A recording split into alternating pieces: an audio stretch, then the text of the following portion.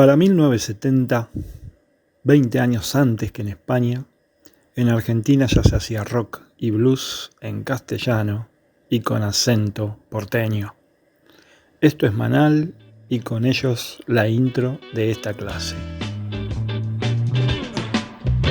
Caminamos una calle sin hablar, Avenida Rivadavia. Caminamos una calle sin hablar, Avenida Rivadavia. Pensé. Ya vimos cómo para 1870 nacen en Europa las uniones aduaneras o nacionales. Pero, al igual que con el rock, nosotros fuimos unos adelantados y comenzamos un cacho antes. Luego de la caída del gobierno central en 1820, el territorio de las provincias unidas del Río de la Plata quedó fragmentado en unidades políticas autónomas, los estados provinciales, que ejercieron en forma independiente su gobierno y establecieron sus propias leyes, constituciones y reglamentos. Así mismo, cada provincia organizó su ejército y conformó su propio sistema fiscal y económico, todo alrededor de la figura del caudillo que ya venimos viendo desde la clase pasada. Entre 1820 y 1831, esta consolidación de las autonomías de las provincias y su soberanía se expresó en la firma de numerosos tratados interprovinciales que buscaban generar acuerdos y consensos entre, sobre todo, caudillos vecinos o amigos, o que no se podían sacar diferencia de fuerza y preferían unirse para estar a salvo de otro que sí tenía mucho más fuerza que ellos. En Buenos Aires, después de la disolución de este gobierno central, hubo gran inestabilidad política y se sucedieron varios gobernadores, hasta que comienza a cambiar la situación con una personalidad, Martín Rodríguez, un hacendado, un caudillo muy reconocido por sus pares, que tomó el poder de gobernar y sobre el aumento de la riqueza ganadera y el control de los ingresos de la aduana del puerto de Buenos Aires, se permitió tomar una serie de medidas económicas para beneficiar a los grupos de propietarios más poderosos. A esto se le denominó o se lo conoció como la feliz experiencia, donde aparece la imagen de un intelectual que antes de ser avenida fue político y generó grandes repercusiones a favor y en contra. Estamos hablando de Avenida Rivadavia. Bernardino Rivadavia. En poco tiempo, Buenos Aires se transformó en la provincia más rica del país y los dirigentes porteños comenzaron a intervenir cada vez más en los asuntos del resto de las provincias. Rivadavia aparece como ministro de gobierno de la provincia de Buenos Aires, puesto en ese cargo por Martín Rodríguez, y hace una serie de reformas y también crea la Universidad de Buenos Aires, un verdadero orgullo de nuestra educación pública y gratuita, que también es un orgullo. Me emociona mucho hablar de la UBA, tanto que no sé qué hacer con el papelito delante de la cámara. Que apuntan a modernizar al estado de la provincia de Buenos Aires. Insisto en este detalle porque estamos hablando de Buenos Aires y no del resto del país. Rivadavia va a tener un vínculo muy estrecho con el Imperio inglés, aceptando el empréstito de la Baring Brothers. Remember, imperialismo indirecto. Barney y sus amigos. Que vive en nuestra mente. Con la intención de construir, entre otras cosas, un puerto más moderno que le facilitara el negocio a los ingleses. ¿O por qué no hace un puerto para que nuestros buques comercien mejor?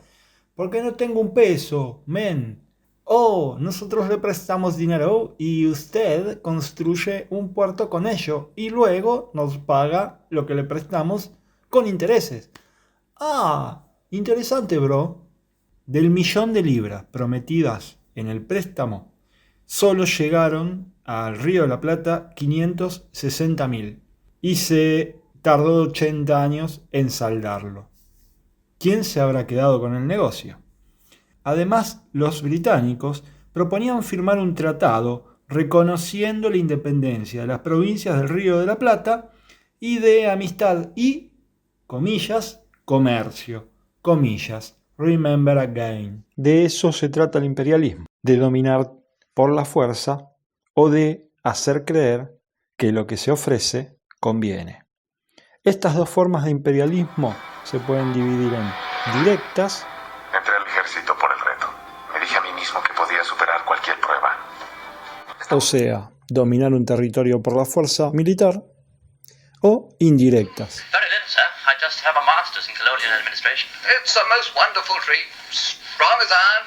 Takes about 100 years to develop fully. It's a pity, though, they can only be found in the north of the Argentine. Though there is some, not much, in Paraguay. Era muy importante que el resto del mundo supiera que Inglaterra nos reconocía libres.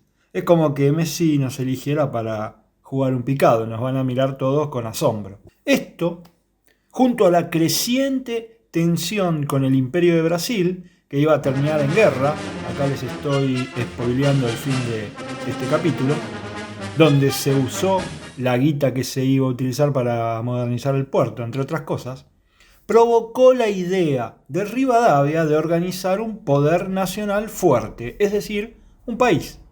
La idea es lógica, tanto sea si vamos a entrar en guerra o si un imperio tan importante nos quiere reconocer como soberano, no podemos estar separados. Hay que demostrar unidad y de este modo, con un Congreso General Constituyente que se organizó en Buenos Aires, se creó el Poder Ejecutivo Nacional, donde, ya declarada la guerra con Brasil, Rivadavia fue elegido presidente. De ahí viene la idea del sillón de Rivadavia. Fue el primer presidente con un cargo de ese tipo en el Río de la Plata. Rivadavia comenzó a tener problemas hacia adentro y hacia afuera. Hacia adentro al presentar la ley de capital que proponía a la ciudad de Buenos Aires, atentos, no a la provincia sino a la ciudad, como la capital del naciente país, dueña del puerto y de sus ganancias forever and ever. Los hacendados y algunos comerciantes de la provincia se le pararon de mano ante la pérdida del dinero que esto significaba. Pero también hacia afuera, los unitarios del nuevo Congreso sancionaron una constitución centralista, o sea, el poder es todo de Buenos Aires, el resto acata. ¿Qué creen que iban a pensar los caudillos de las demás provincias? ¡Pequeño demonio! ¡Homero! ¡Ya me voy de aquí! ¡Yo también! En fin, la figura de Rivadavia hacía agua por casi todos los lados y con la derrota en la guerra con Brasil terminó de naufragar. La cuestión era así. La banda oriental del río Uruguay estaba ocupada por los portugueses desde 1817, cuando Pueyrredón y compañía se la cedieron, dijeron, toma, tuya. Luego los portugueses se retiran de Brasil y se conforma el Imperio de Brasil, que en 1825 es sorprendido por gente salida de Buenos Aires que recupera estos territorios por la fuerza. De esta manera estalla la guerra. Y allí donde se pelean dos, siempre hay uno que saca ganancias. ¿Quién terminaría mediando? Los ingleses, logrando que Uruguay pasara a ser un territorio independiente como estado tapón entre los nacientes comercios de Brasil y Argentina, desde donde los ingleses controlaran las intenciones de estos dos.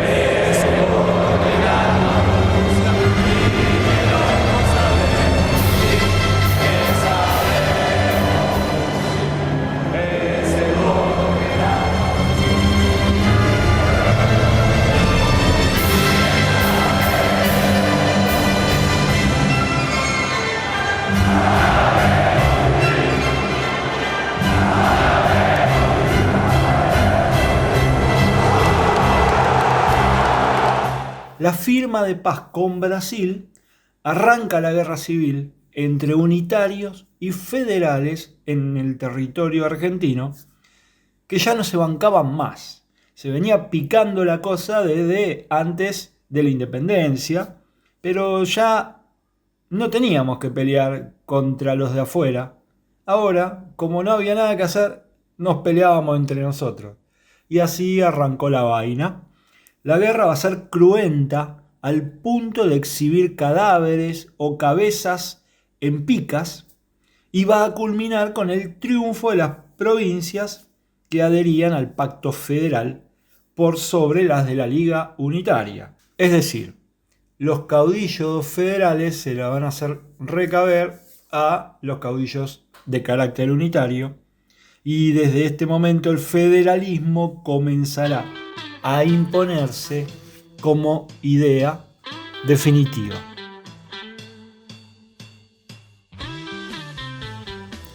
Otro demanal, mismo año, para despedirnos repasando los desencuentros entre Buenos Aires y Uruguay. Hasta la próxima, amiguitos. La tierra que te da la vida, da un tiempo para decidir, eligiendo inteligentemente, todo el mundo podrá ser feliz. Jugo de tomate frío, jugo de tomate frío, en las venas deberás tener.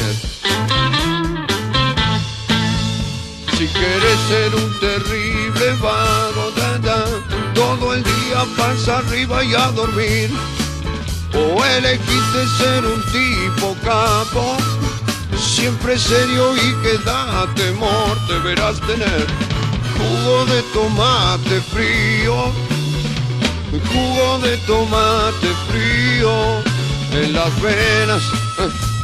venas deberás tener. Si quieres triunfar con las mujeres, tener muchas que lloren por vos, tendrás que ser muy poco inteligente, tener dinero y una buena voz, pero jugo de tomate frío, jugo de tomate frío, en las venas deberás tener. Si quieres ser un hombre importante, que se hable todo el día de vos, o querés inmortalizarte como héroe, asesino o semidios, jugo de tomate frío, jugo de tomate frío, en las venas deberás.